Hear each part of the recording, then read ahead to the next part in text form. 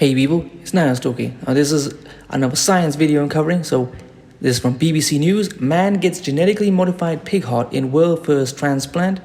A US man has become the first person in the world to get a heart transplant from a genetically modified pig. David Bennett, 57, is doing well 3 days after the experimental 7-hour procedure in Baltimore, doctors say. The transplant was considered the last hope of saving Mr. Bennett's life, though it's not yet clear what his long-term chances of survival are. It was either die or do this transplant, Mr. Bennett explained the day before the surgery. I know it's a shot in the dark, but it's my last choice, he said. Doctors at the University of Maryland Medical Center were granted a special dispensation by the U.S. medical regulator to carry out the procedure on the basis that Mr. Bennett, who has terminal heart disease, would otherwise have died.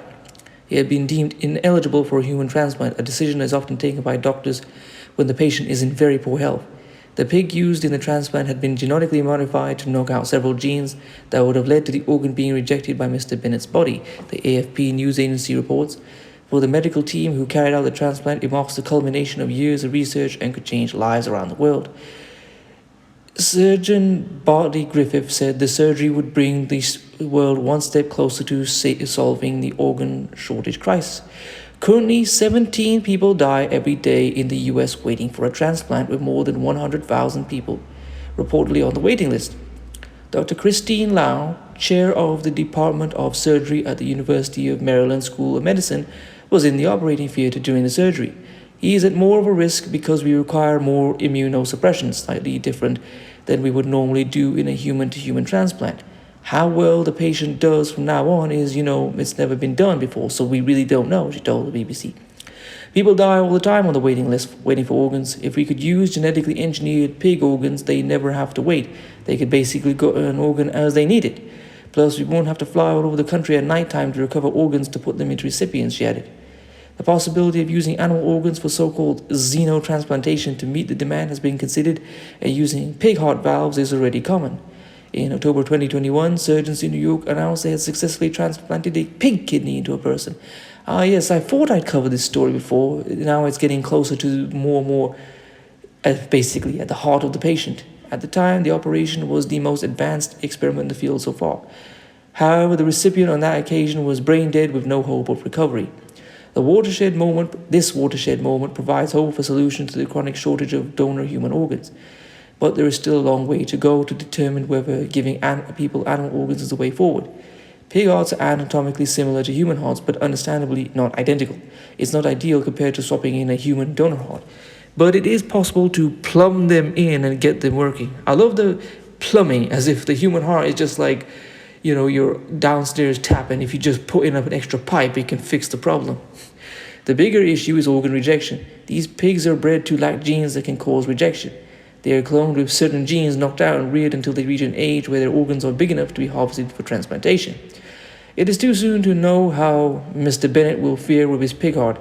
His doctors were clear that the surgery was a gamble. The risks are huge, but so are the potential gains. Mr. Bennett, however, is hoping his transplant will allow him to continue with his life.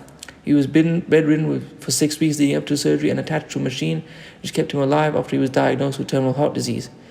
I look forward to getting out of bed after recovery, he said last week. On Monday, Mr. Bennett was reported to be breathing on his own while being carefully monitored. But exactly what happened next is unclear. Mr. Griffith said they were proceeding cautiously and carefully monitoring Mr. Bennett, while his son, David Bennett Jr., told the Associated Press that the family were in the unknown point at this point. But he added, he realizes the magnitude of what was done, and he really realizes the importance of it.